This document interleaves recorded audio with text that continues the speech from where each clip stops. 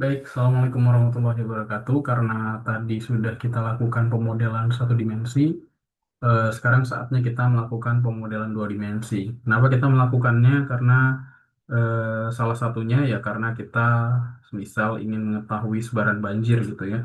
Kalau semisal di model satu dimensi, kita hanya bisa mengevaluasi apa namanya kapasitas penampang saja.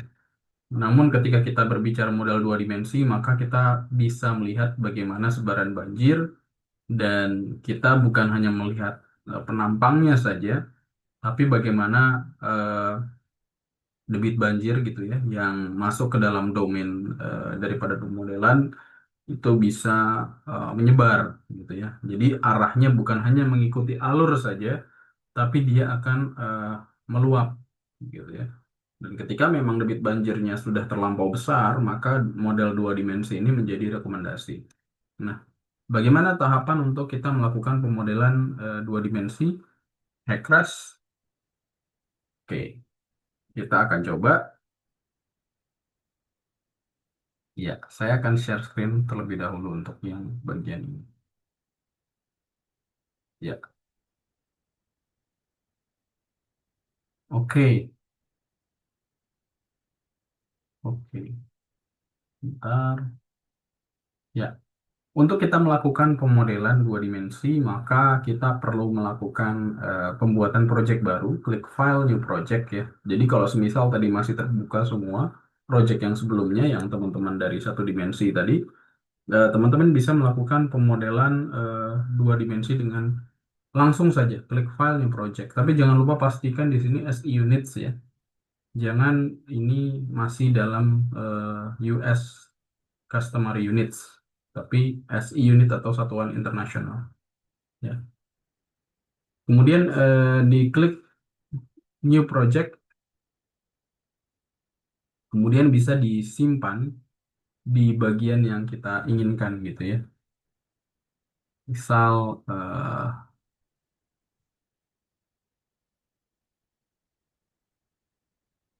bentar, kita misal ingin menaruh di sini ya. Misal ingin menaruh di sini ya. Ini kebetulan tadi saya sudah running, tapi saya coba ulangi lagi.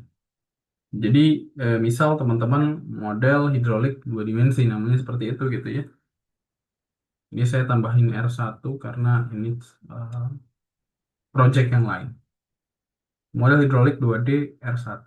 Revisi 1. Oke, kita klik OK. Untuk teman-teman silahkan namanya tidak perlu sama, tidak masalah. Bisa model hidrolik 2D. It's okay.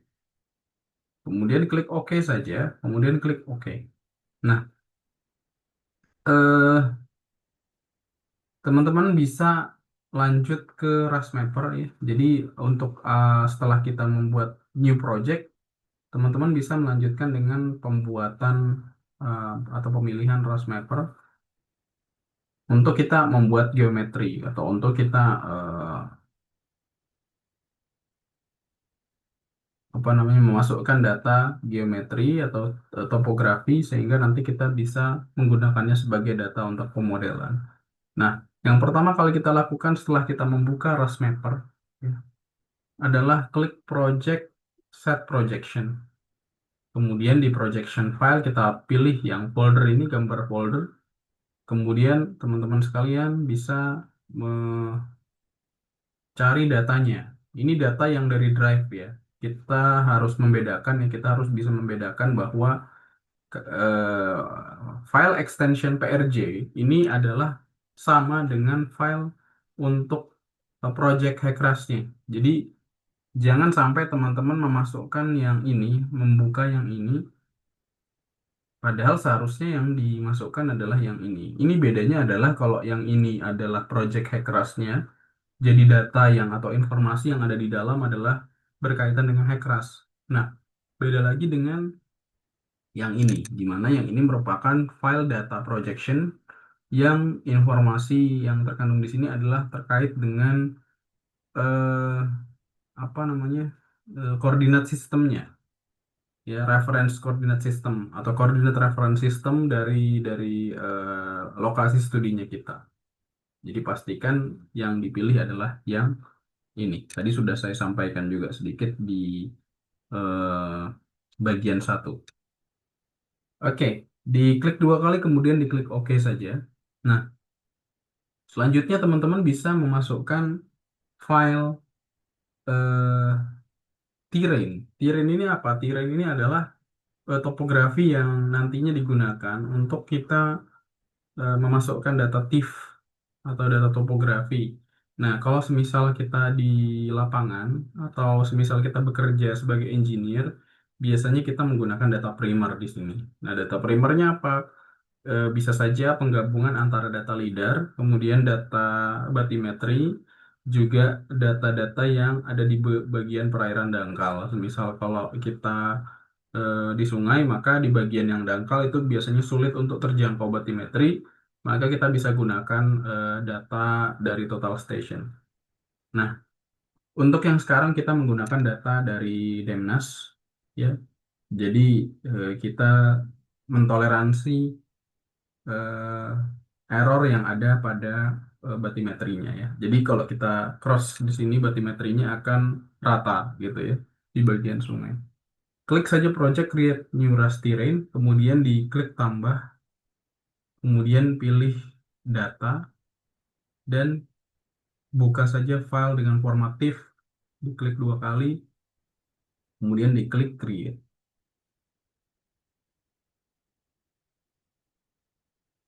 Oke, di close. Nah, kemudian akan muncul tampilan seperti ini. Nah, tadi kalau semisal kita lihat di bagian sini, kita kalau ingin melanjutkan untuk menambahkan cross section, maka dia bisa saja akan beririsan cross sectionnya, di mana itu tidak direkomendasikan juga. Dan ketika kita punya apa namanya hipotesis bahwa akan ada sebaran banjir dan bukan hanya alirannya sesuai dengan arah sungai, namun bisa saja dia keluar daripada si geometri sungai, maka kita lebih baik melakukan pemodelan dua dimensi seperti yang kita lakukan sekarang. Oke, nah untuk kita lanjutkan ke apa namanya pembuatan geometri atau kita mengakuisisi data dari sampel yang kita punya ini terkait dengan topografi dan bathymetry yaitu yang ada di alur sungai, maka kita bisa lakukan eh, project kemudian create new geometry, kemudian kita bisa langsung oke saja sebenarnya bisa, tapi di sini saya tulis model hidrolik 2D R1. Oke, kemudian diklik close. Kemudian akan muncul tampilan seperti ini, di mana teman-teman sekalian bisa mengklik saja gambar pensil yang ada di sini. Kemudian di bagian 2D flow areas kita bisa centang. Kemudian kita klik yang bagian perimeters. Kemudian kita lanjutkan dengan mendigitasi bagian yang kita ingin untuk analisis. Ya, bagian yang ingin kita analisis. Ya, silahkan eh, teman-teman bisa memulai dari misal di bagian sini gitu ya. Misal di bagian hulu pun juga boleh, tapi misal mau memulai bisa misal dari sini juga boleh. Dan pastikan di bagian yang dekat dengan sungai itu saya buat agar dia tegak sejajar dengan lebar sungainya atau sejajar dengan sungai. Kemudian didigitasi saja bagian-bagian yang ingin dianalisis. Oke, seperti ini. Kemudian jika sudah diklik dua kali saja, kemudian diklik OK. Nah, setelah teman-teman mengklik OK, maka atau setelah mengklik dua kali, maka akan muncul jendela ini atau window yang ini, 2D Flow Area Editor, di mana teman-teman silahkan menyesuaikan point spacingnya. Nah, point spacing maknanya adalah seberapa besar kotak-kotak yang akan dibuat untuk mendiskretisasi ya atau discretize eh, domain daripada pemodelan. Misal 100 kali 100 berarti yang dalam kotak pink ini akan dibagi menjadi kotak-kotak dengan ukuran 100 kali 100 ya. Kurang lebih ukurannya seperti itu. Nah, kita langsung generate computation point saja, kemudian di close ya. Oh iya, teman-teman juga sebenarnya bisa eh, apa namanya? Bentar.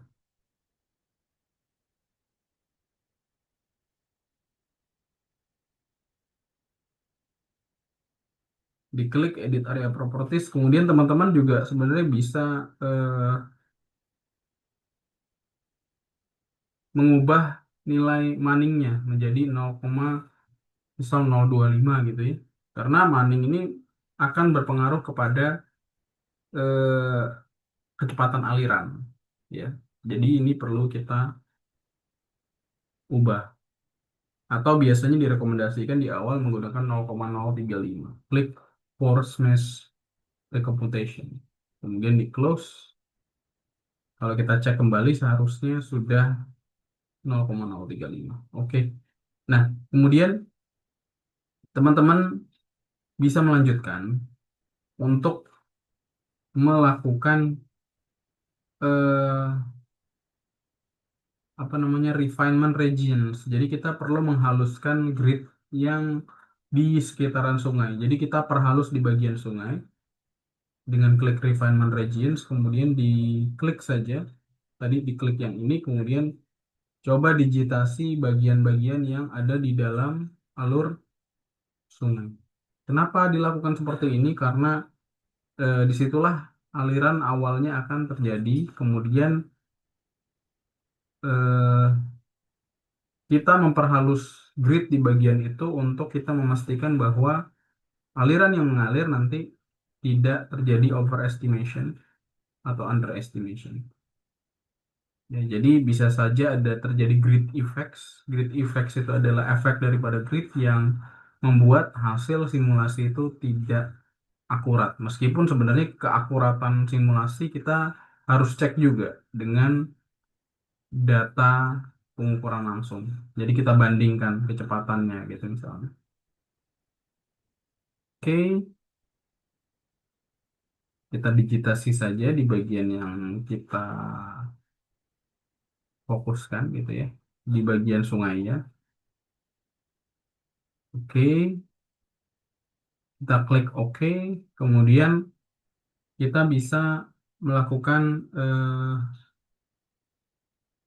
edit refinement region properties. Kemudian di cell size X kita ubah menjadi 20 kali 20 gitu ya.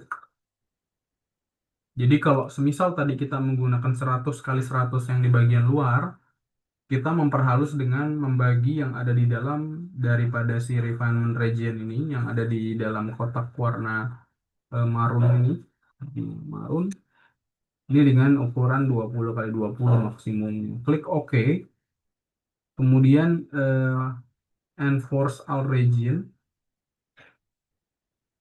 klik kanan enforce all region, maka kalau kita lihat di sini kita punya grid yang lebih halus khususnya di bagian sungainya. Nah, saya juga perlu ingatkan bahwa di bagian ini atau di bagian sungai kita perlu menyesuaikan gridnya sehingga dia akan searah alur sungai. Kita bisa menggunakan tool break line ya, diklik saja. Kemudian kita digitasi misal di bagian tengah sungai. Nah, teman-teman bisa eh, menambahkan break line di sisi kiri dan kanannya daripada garis yang saya digitasi ini untuk memaksimalkan eh, apa namanya arah daripada grid sesuai agar sesuai dengan arah aliran sungai ini. Kenapa dilakukan ini? Ini untuk meningkatkan akurasi daripada pemodelan karena eh, ketika dia searah dengan alur sungai maka kita akan meningkatkan pertama kestabilan numeriknya, kemudian kedua berkaitan dengan kemungkinan adanya under atau overestimation. Klik dua kali, kemudian OK, kemudian bisa klik kanan, enforce all break lines. Kemudian kalau kita zoom, maka kita akan melihat bahwa ya setidaknya ada grid yang sesuai alurnya atau sesuai arahnya dengan alur sungai. Nah, bisa teman-teman tambahkan break lines di kiri dan kanan daripada break lines yang saya buat ini. Kemudian kalau sudah selesai bisa di stop saja editing. Kemudian yes, dan teman-teman di sini bisa melihat computation point sebentar. Ini dia loading. Oke, teman-teman juga bisa melihat computation points di mana ini menunjukkan bagian-bagian mana yang terjadi komputasi. Jadi di setiap mesh akan terjadi komputasi atau di setiap titik akan terjadi komputasi, gitu ya. Nah, eh, ada satu hal yang belum kita lakukan yaitu perlu kita tambahkan boundary conditions. Silahkan teman-teman klik gambar pensil ini, kemudian ditambahkan di bawah ini boundary conditions atau kondisi batas. Diklik saja seperti ini, kemudian diklik OK. Kemudian di bagian hilirnya juga ditambahkan boundary conditions. Diklik seperti ini, kemudian seperti ini, kemudian diklik OK. Apa guna dari boundary conditions? Boundary conditions akan memberi tanda bahwa akan ada aliran masuk dan ada aliran keluar di bagian sini. Jadi nanti ini menandai di mana aliran akan mulai mengalir gitu. Jadi jangan terlalu jauh dengan grid. Jangan boundary condition ditaruh di sini sementara gridnya di sini. Oke, silakan di stop editing kemudian klik yes. Nah, jika sudah, teman-teman bisa tutup saja jendela Rasmapper, kemudian bisa diklik edit geometric data, kemudian klik file open geometry data, kemudian diklik yang model hidrolik 2DR1. Oke, maka akan muncul gambar seperti ini di mana ada BC line 1 atau boundary condition line 1 dan boundary condition line 2 bersama dengan perimeter dan warna merah adalah break line. Oke, ini akan kita gunakan untuk pemodelan. Kita klik close dan pastikan sudah ada tulisan geometri di sini. Nah, kemudian teman-teman silahkan lakukan penginputan data unsteady flow. Unsteady flow saja. Edit unsteady flow data. Kemudian di sini ada dua boundary conditions, yang bawah itu boundary condition line 1 dan teman-teman jangan sampai salah memasukkan ya. Jadi yang di satu itu BC line 2. Artinya ini adalah kondisi batas atau boundary conditions yang ada di hilir. Jika ragu-ragu silahkan diklik edit geometric data. Kemudian lihat kembali bahwa BC line 2 itu sebenarnya ada di hilir. Jadi itu bisa disesuaikan di mana di BC line 2 kita memasukkan normal depth, kemudian kita masukkan nilai gradien hidroliknya. Klik 0,001, kemudian OK. Nah, kemudian di bagian BC line 1 ini silahkan diklik flow hydrograph ya. Kemudian bisa ditambahkan debit yang ada di sini, debit banjir yang ada di sini. Kemudian diklik bagian atas ini, kemudian di Ctrl V. Nah, untuk fix start time kita bisa klik saja, kemudian kita masukkan seperti tadi, yang di model satu dimensi, ya, 2025 jamnya 00.00. Kemudian kita bisa melihat, oh dia akan ada sampai di 2 Januari 2025 di jam 21.00. Nah, untuk yang EG slope for distributing flow along BC line atau energy gradient slope ini bisa dimasukkan saja nilai seperti nilai normal depth tadi 0,001. Nah, sebenarnya memang teman-teman bisa saja menghitungnya dengan cara kita klik yang ujung atas elevasinya berapa di GIS ya atau di global mapper gitu contohnya. Kemudian diklik yang di sini elevasinya berapa, kemudian kita cek selisih elevasi kemudian dibagi dengan jarak gitu ya. Kemudian bisa diplot data kalau ingin teman-teman melihat bagaimana debit yang ada di sini ya.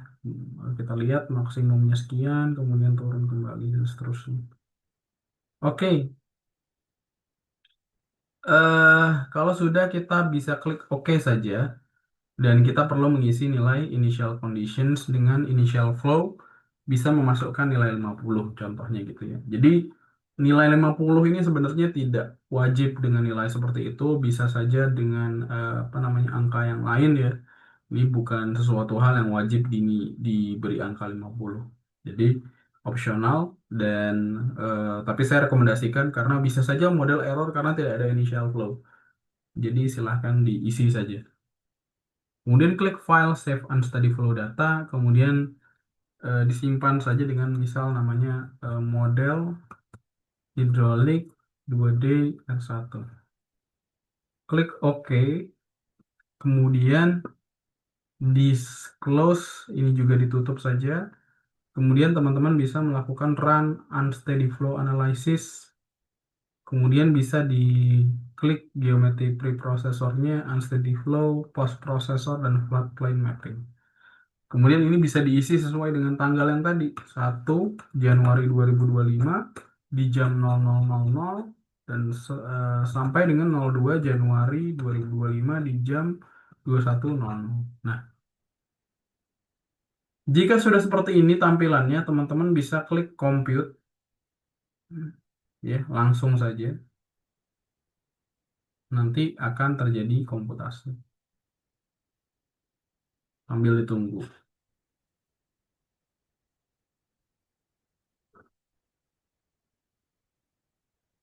Oke,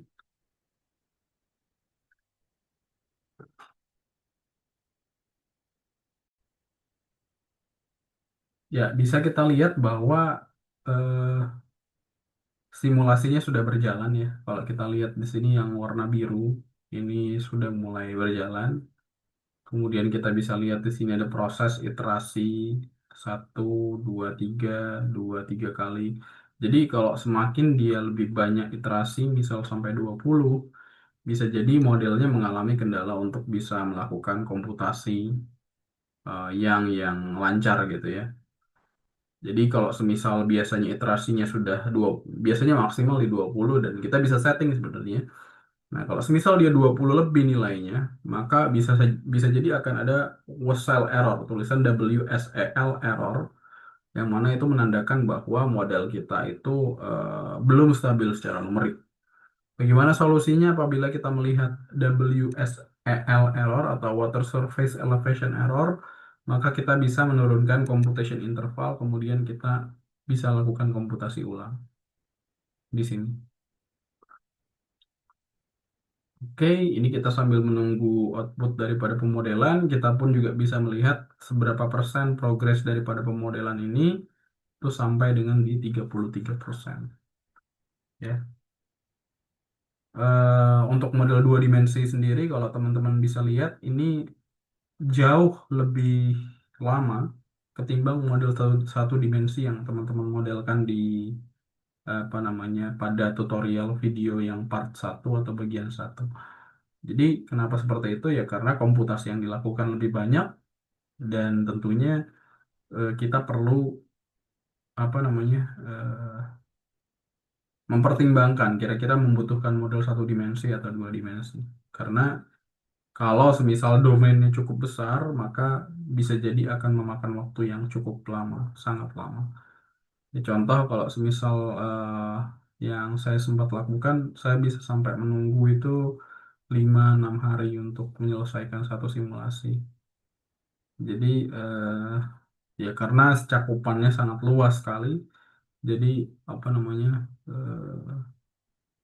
di situ letak tantangannya gitu ya. Oke,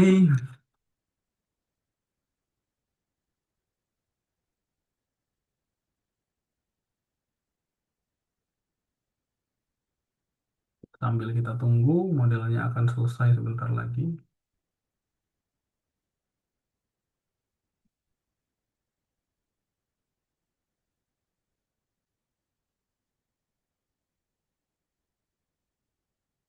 Oke, bisa kita lihat bahwa modelnya selesai simulasinya dan kita bisa melihat juga bahwa di sini berwarna hijau finish and steady flow simulation ya. Kalau berwarna hijau artinya ini sudah apa secara numerik model ini stabil. Dan kita bisa melihat juga output daripada pemodelannya tadi saya close ya di Rasmappers ini.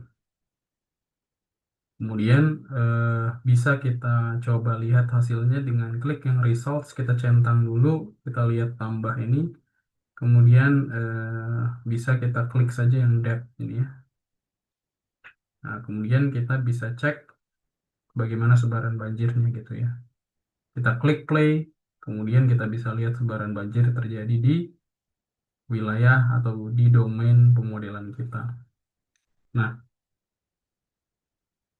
teman-teman selain tampilan seperti ini, teman-teman juga bisa meng-hide saja bagian yang tidak ingin dilihat, termasuk juga boundary conditions lain, atau jika ingin ditampilkan juga boleh. Dan juga teman-teman jika ingin menambahkan map layers, bisa ditambahkan saja map layers. Kemudian ditambahkan add web imagery, diklik kanan, kemudian add web imagery. Kemudian silahkan ditambahkan misal Google Satellite gitu ya, diklik OK saja. Kemudian nanti akan muncul tampilan seperti ini. Nah, eh, kalau kita coba lagi, maka ya akan muncul tampilan seperti ini, gitu ya. Di mana kita bisa melihat bahwa di sini terjadi genangan banjir. Dan kalau kita misal tracing 2, sekian itu adalah seberapa dalam genangannya. Nah, tentu saja yang di bagian sini dalam karena ini merupakan bagian sungai gitu ya. Dan kemudian teman-teman juga bisa melakukan melihat bagaimana hidrograf banjirnya gitu ya.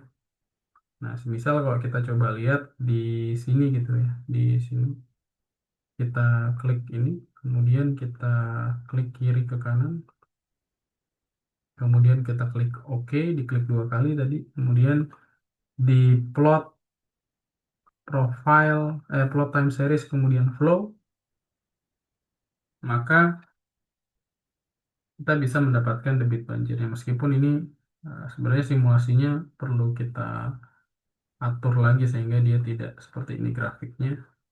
Karena ini ada sudden sudden increase ya, ada peningkatan yang terjadi secara cukup mendadak sebenarnya. Oke. Eh, Kemudian teman-teman juga bisa ngeplot velocity atau kecepatan ya, di mana di sini ada kecepatan aliran yang lumayan dominan ya.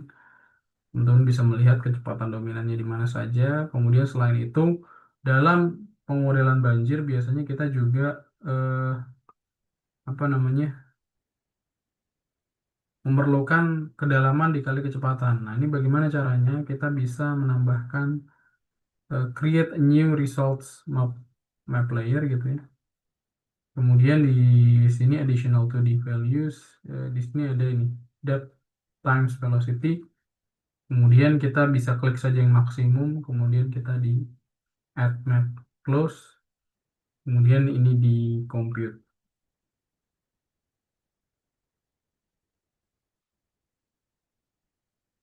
Kemudian jika sudah nanti akan muncul nilai kedalaman kali kecepatan.